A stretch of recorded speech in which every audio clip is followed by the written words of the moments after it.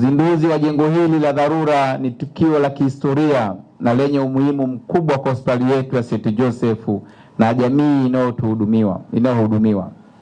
Huduma za dharura ni nguzo muhimu katika sekta ya afya, kwani huokoa maisha ya watu wengi wanaokumbwa na ajali, magonjwa ya ghafla na hali hatarishi.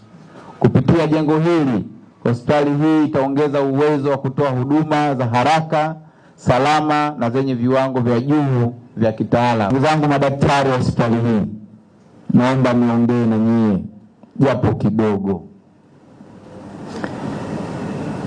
Kazi ya udaktari ni kazi ya wito. Niwaombe sana. Mimi ni mbunge wenu, mimi ni mwakilishi wenu, mmenichagua kwenda kuwakilisha. Niwaombe na nikuombe mganga mkuu pamoja na timu yako yote. Binadamu tumetofautiana kiuwezo. Wako watu wenye uwezo mkubwa na wako watu wenye uwezo mdogo. Kama mwakilishi wenu, kama kiongozi wenu katika serikali, niwaombe, nendeni katengeneze bei za kuwahudumia wananchi, ziwe bei nafuu ndogo, ambazo zitamfanya hata yule mwananchi mdogo mwenye uwezo mdogo aweze kuja kupata huduma katika hospitali yetu. Ninatambua mnafanya hivyo, lakini niwaombe muendelee kufanya hivyo ili tupate wateja wa kutosha na tutoe huduma ya kutosha.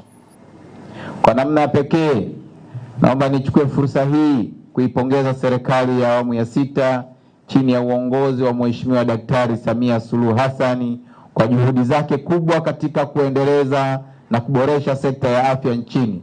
Serikali imeongeza ajira za watumishi wa afya, jambo ambalo limeongeza upatikanaji na ubora wa huduma za wananchi. Hatua hizi zimekuwa msaada mkubwa kwa hospitali yetu ya St. Joseph, kwani zimepunguza changamoto za upungufu wa watumishi na kuongeza ufanisi katika utoaji huduma, hususan katika maeneo ya nyeti kama huduma za dharura.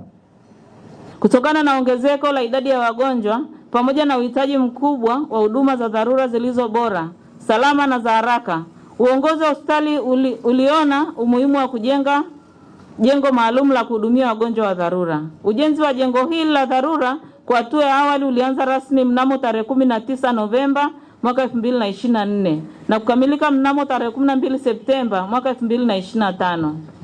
Gharama za ujenzi. Mheshimiwa mgeni rasmi, hadi kukamilika jengo hili limetumia kiasi cha shilingi za Kitanzania milioni 467,524,171 na senti 50.